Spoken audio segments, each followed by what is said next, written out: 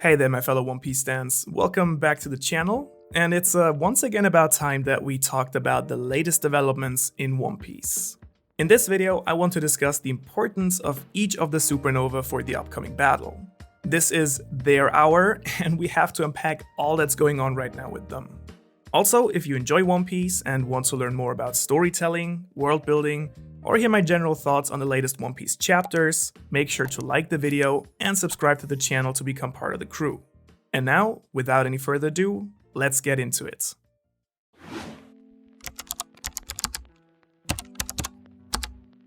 So this time we finally get to talk about the Supernova, like for real.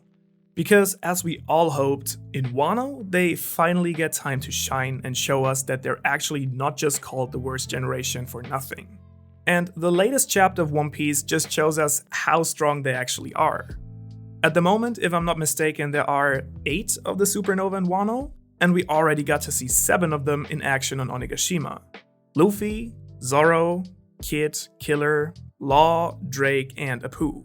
And boy, they have definitely delivered so far in terms of demonstrating their strength. Especially Apu is just such an intriguing character, and I'm excited to talk in depth about him in a second. The action we got right now kind of reminds me of the excitement we had during Sabaody, and I think we have to talk about the central role that the Supernovas will play in this battle, and of course about Luffy, Zoro, and Kid exposing themselves to the enemy this early on during the raid. So let's kick it off with Luffy maybe, who has of course come to take down Kaido and seems to be leading the group in terms of strength. Seeing the Beast Pirates disrespecting the food that he saw Thomas struggle for so hard triggers him to beat these guys up. And we kind of expected this to happen, but a small part of me was still hoping that Luffy might keep his cool in this situation. Well, now however he has blown his cover. And just moments later, he's joined by his first mate, who slices down an entire building in order to find Luffy. In general, the first half of this chapter is pretty hilarious, and Zoro scolding Luffy for being exposed while causing at the same time an even bigger commotion himself is pretty damn funny. Also, I think it's quite remarkable that Zoro has actually found his way towards Luffy. I didn't really expect that, but just assumed that he would get lost right away. However, it looks like Oda really wants these two to stick together for now.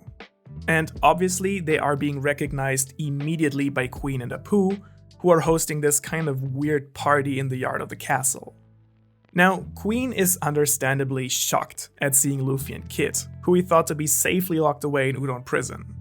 In this chapter, however, he loses a bit of this goofy appeal and becomes almost quite threatening.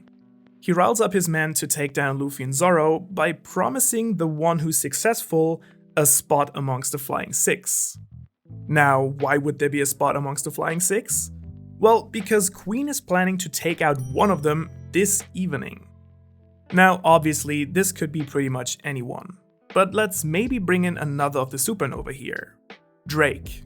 After all, he is part of the Flying Six, and as we all know, he's also a spy for the marine organization SWORD. Could it be that Kaido and his men have become aware of that and want to take him out? Also, I think with every new chapter, the dynamic that Oda builds between the Flying Six and the All-Stars is becoming more and more intriguing. I really wonder where all of this is going. But for now, let's stay for a second with Drake though. As the big battle with 2 Yonko is approaching, I would be very, very surprised if Drake didn't plan to budge in at some point. It's kinda hard for me to believe that he'll be fighting for Kaido all throughout the battle, only to see him taken down in the end without having done anything. No, I think that Drake will either bring the Marines into this battle at some point, or in some other way work against the Yonko. What do you think will happen with Drake? Let me know in the comments below. Now, however, I think it's finally time to talk about the star of this chapter, Scratchman Apu. First of all, I think I've never taken the time to fully appreciate the beauty of that name. I mean, it pretty much sounds like Oda has always imagined Apu just standing at the DJ table. We already knew from Sabaody that he must have some quite interesting powers, because he even managed to take Kizaru by surprise with his attacks. And while it's pretty hard to judge most of the Supernova's powers pre-time skip, I would say that without any doubt he has probably become even stronger by now. By using his body as a variety of instruments, he's able to hit Luffy, cut Zoro, and once again explode right into Luffy's face. All of this against two immensely strong fighters with observation and armament hockey. To be completely honest, Apu makes both of them look pretty bad in this scene, but I personally am actually very happy that the Supernova are finally rising to their name and show us that they're actually quite powerful. I think it's actually probable that Apu's powers have something to do with sound waves, but it's really hard to predict how exactly it works.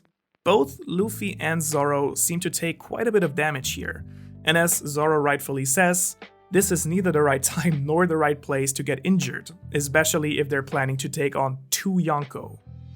But before Apu can deal even more damage to them, Kid has snapped as well at the side of Apu, who had obviously betrayed his alliance, and smashes him right in the face with his enormous metal arm. First of all, do you think that Apu has actually been taken out here? Because I personally kind of doubt it. He made the appearance of someone who's quite able to stand at least a bit more than just one hit from Kid.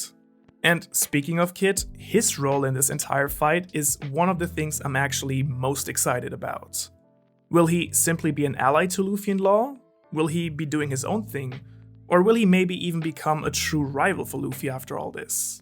I can't wait to see what happens with him, but I'm actually pretty sure that seeing him and Killer fight for revenge will be a true pleasure to see no matter what.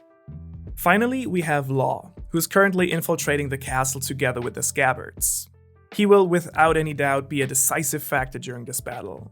As he has already stated himself, he plans to use the commotion that Kid and Luffy would undoubtedly make to push the plan forward and raise their chances as high as possible. So in general, I think that Wano truly is the shining moment for the Supernova, and I wouldn't be at all surprised to see Bonnie, Capone, and Rouge also find their way there as well at some point. Also, I want to give a big shout out to that one guy in Kaido's crew who decides that it's better to keep drinking and not try to fight Luffy. What a wise man. Before we go, I have two big announcements to make. First, I have opened up a Discord server, so if you're interested in joining that, the link is in the description below.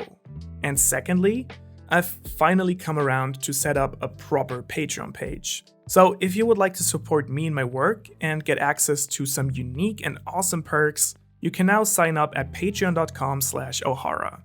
That's it for today, guys. Thank you so much for watching. As always, make sure to like, share, and subscribe to the channel, or dislike, don't share, and unsubscribe. It's a free world, people. I hope to see you around next time, and until then, have a wonderful week.